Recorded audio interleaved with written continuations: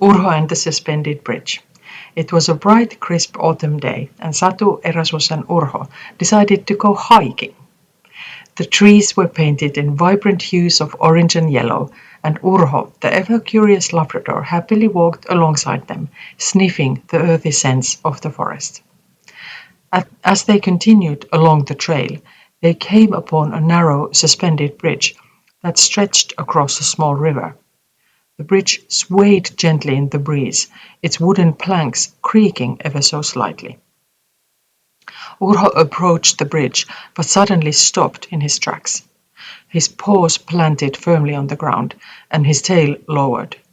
The sight of the wobbly bridge seemed to make him uneasy. Erasmus stepped onto the bridge, looking back at Urho. "Come on, Urho, it's okay," he said with an encouraging smile.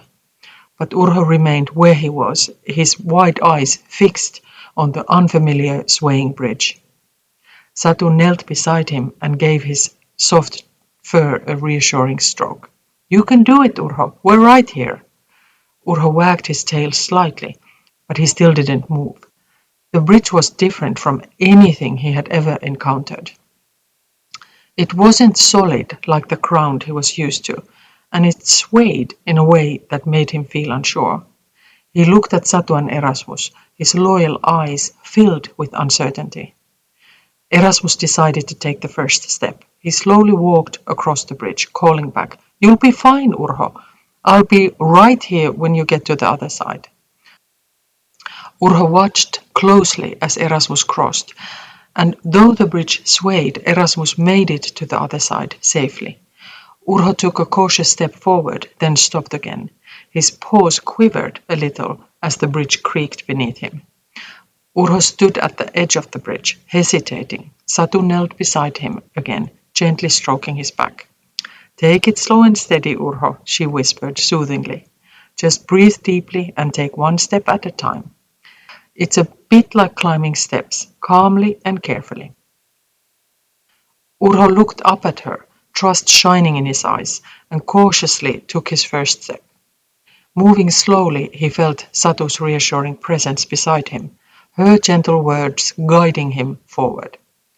Urho learned that sometimes taking things one small step at a time and trusting a friend's support can make even the scariest moments feel safe. He blinked up at her again, and after a moment of hesitation, took another careful step onto the bridge. The wood creaked softly under his paws, and the bridge swayed slightly with each movement. Urho's ears perked up, listening to the sounds around him. Yet with every word of encouragement from Satu, he felt his courage grow a little stronger. Step by step, Urho made his way across the bridge, his paws moving slowly but steadily. The wind rustled through the trees, and the water below shimmered as the sunlight danced across the surface. With every step, Urho's confidence grew, and soon he found himself halfway across the bridge. Erasmus stood waiting at the other side, cheering him on. "You're almost there, Urho. Keep going." Urho's tail began to wag again, and with a final burst of courage, he trotted across the rest of the bridge, his paws touching solid ground once more. Satu and Erasmus smiled proudly as Urho reached them, his head held high and his tail wagging happily.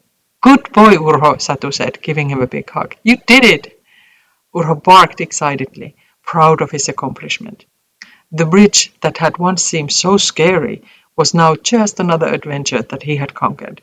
Together they continued along the trail, Urho walking with newfound confidence. From that day on, whenever they encountered a new challenge on their hikes, Urho always remembered the day he crossed the suspended bridge. With a little encouragement and bravery, he had learned that sometimes the things that seem the most frightening are the ones that help us grow the most.